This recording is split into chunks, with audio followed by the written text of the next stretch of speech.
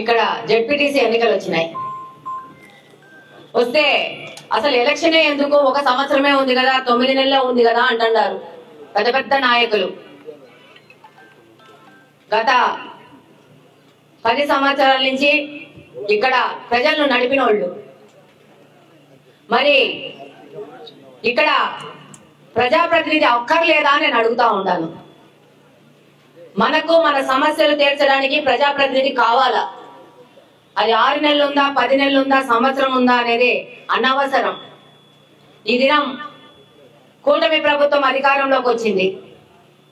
ప్రజలు ప్రశాంతంగా బతుకుతా ఉంటారు. ఆ దినం మొన్న వచ్చిన ఎలక్షన్ లో కడపలో నేను పోటీ చేసినప్పుడు ఈమె ఎవరు యాడ్ నుంచి వచ్చింది, ఈమెకేం తెలుసు, హైదరాబాద్ నుంచి వచ్చింది అంటూ మాట్లాడిన వాళ్ళు కొంతమంది అయితే, కొంతమంది అక్కడ రిస్క్ చేస్తున్నావు అక్క, ఈడెందుకు పోటీ చేస్తున్నావు అన్నోళ్ళు ఇంకొంతమంది. కానీ మన నాయకుడు నారా చంద్రబాబు నాయుడు గారు, అలాగనే కడప జిల్లా అధ్యక్షులు శ్రీనివాస్ రెడ్డి గారు నిర్ణయం చేసుకుని నన్ను దింపినారు. ఇలాంటి మాటలు వింటూనే ఎలక్షన్ లో క్యాంపెయినింగ్ అంతా చేసినాం. నన్ను మాట్లాడిన వాళ్ళు ఇది చాలా కష్టమైన సీట్ అనుకున్న వాళ్ళందరికీ సమాధానం చెప్తూ కడపలోని ప్రజలు తెలుగుదేశం పార్టీని, అది ఒక మహిళని గెలిపించినారు. దాని ప్రతిఫలమే ఈ రోజు కడపలో అనేక మార్పులు జరుగుతా ఉన్నాయి. ఆ మార్పుల్లో భాగంగా ప్రతి ఒక్క గురువారం ప్రజావేదిక నడిపిస్తే 1000 మందికి తక్కువ కాకుండా మన ప్రజలు వచ్చి వాళ్ళ సమస్యలు చెప్పుకునే పరిస్థితి ఈ రోజు కడపలో నడుస్తోంది. ఎప్పుడు ఎక్కడ గత 20 సంవత్సరాల్లో జరగని విధంగా ఈ రోజు ఇక్కడ కూడా అలాంటి మార్పు రావాల్సిన అవసరం ఎంతగానో ఉంది. ఇంతగానే రవణ చెప్తున్నారు, మీరు మీ సమస్యలు ఎత్తుకొని పోయే పరిస్థితి ఉందా? ఆ మనుషులు పలికినారా, మీకు నీళ్లు ఇచ్చినారా, మీ యొక్క అతిథి పంట నుంచి మీ డబ్బులు తిన్నారే గాని మీకేమన్నా సాయం చేసినారా అని చెప్పి ఆ విధంగా వాళ్ళను వదిలిపెట్టారు మీరు. ఇప్పుడు మీకు అవకాశం వచ్చింది, మీ ఓటేసి మీ యొక్క ఆలోచనని, అభిప్రాయాన్ని తెలియజేసుకునే అవకాశం ఈసారి వచ్చింది. లతక్క ఈరోజు ఇక్కడ పోటీ చేస్తా ఉంది. ఈ యొక్క పరిస్థితులను మార్చాలనే ఉద్దేశంలో పోటీ చేస్తా ఉంది. ఇందాక వాసన్న చెప్తా ఉన్నారు, మద్యం కుంభకోణంలో కట్టలు కట్టలు లెక్కేస్తున్నారు, టీవీలలో వస్తున్నాయి, నాయకులు చెప్తున్నారు అక్కడ 2000 రూపాయల నోట్లు ఉన్నాయి, అవి మొన్న ఎట్లా పంచుతామని చెప్పి. అరే పిచ్చోళ్ళారా, అది మీరు 19 నుంచి నొక్కిన డబ్బురా, అది దాని వీడియోలు అక్కడ దొరికినాయని చెప్తున్నాం. ఈరోజు ఇక్కడ ఎలక్షన్ పెట్టంగానే ఎలక్షన్ స్పోర్టివ్తో, పోటీతత్వంతో ప్రచారం చేసుకోకుండా ఒకరి స్క్రిప్ట్ చెప్తున్నారు, సినిమా ఎట్ట తీస్తారని చెప్పి. స్క్రిప్ట్ కథ రాసింది ఆయనే, ఎలా తీయాలో చెప్తున్నారు, డైరెక్షన్ ఎలా చెప్తున్నారు, అన్ని చెప్తా ఉన్నారు. అంటే మొన్న పోయినసారి వాళ్ళ అధికారంలో ఉన్నప్పుడు జరిగిన ఎలక్షన్ వాళ్ళు ఇలానే జరిపినారా నేను అడుగుతున్నాను. ఈరోజు పోలీసు వాళ్ళను పెట్టుకొని నడుపుతారంటున్నారు. అంటే మీరు ఆ దినం ఇలా నడిపినారు కాబట్టి మీ బుర్రలోకి మొదట వచ్చిన ఆలోచన ఏంటి, ఇలానే నడుస్తుందని చెప్పి. మరి మీరా మమ్మల్ని ప్రశ్నించేది? తెలుగుదేశం పార్టీ వాళ్ళని ప్రశ్నించేది మీరా? కూటమి పార్టీలో ఉన్న నాయకులను ప్రశ్నించేది మీరా? ప్రశ్నించే అర్హత మీకు లేదని సందర్భంగా తెలియజేసుకుంటా ఉన్నాను. ఇప్పుడే వచ్చాం, ఇక్కడికి వస్తే మన ఆడబిడ్డలు, మన చెల్లెళ్ళు వచ్చినారు, వాళ్ళ సమస్య చెప్తా ఉన్నారు. బిడ్డకు కాలు బాలేదు, ఈ బిడ్డకు పింఛన్ ఎక్కించాలని. రండి, కడపలోకి రండి. ఇలాంటి మా అక్కలు చెల్లెళ్ళు వస్తే అక్కడికక్కడ సచివాలయ సిబ్బందిని పెంపించి అక్కడికక్కడ వాళ్ళకి సదరము అపాయింట్మెంట్లు ఇప్పించి పంపించి సదరం సర్టిఫికెట్లు చేయించి అప్పటికప్పుడు సమాధానం ఇస్తున్నాం. ఆ పరిస్థితి ఈ నల్లపురేడు పల్లెలో ఉందా అని ప్రశ్నిస్తున్నాను. దానికి సమాధానం మీరే చెప్పాలా?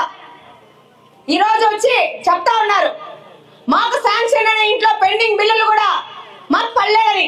5 సంవత్సరాలు ఏమి ఎక్కడ నిద్రపోతున్నారు, ఏ ఏసీలు వేసుకొని నిద్రపోతున్నారని ఇక్కడ నల్లపురేడు పల్లెలో ఉన్న నాయకులను అడుగుతున్నారు.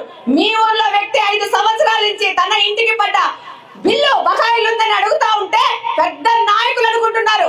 ఈ నాయకులందరూ ఎక్కడున్నారు? ఆ వ్యక్తికి సాయం ఎందుకు చేయలేకపోతున్నారు అడుగుతున్నాను.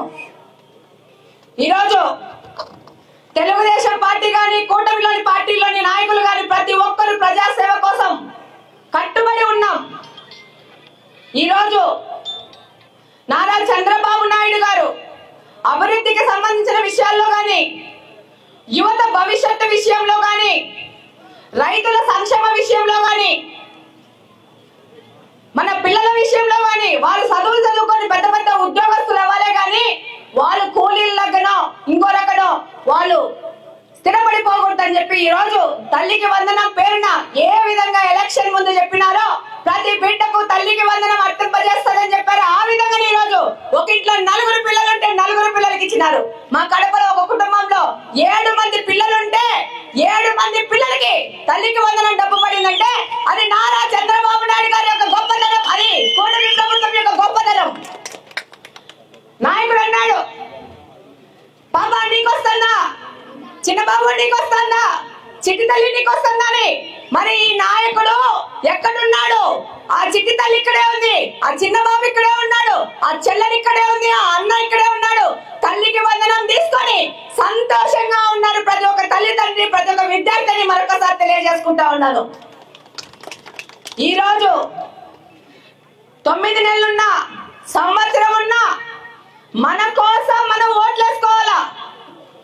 మన నల్లపురెడ్డిపల్లిని అభివృద్ధి చేసుకోవడానికి మనం వేసుకోవాలా. మీరు వేసే ఒక ఓటు ఆమె 9 నెలలు తను తాను నిరూపించుకుంటుంది.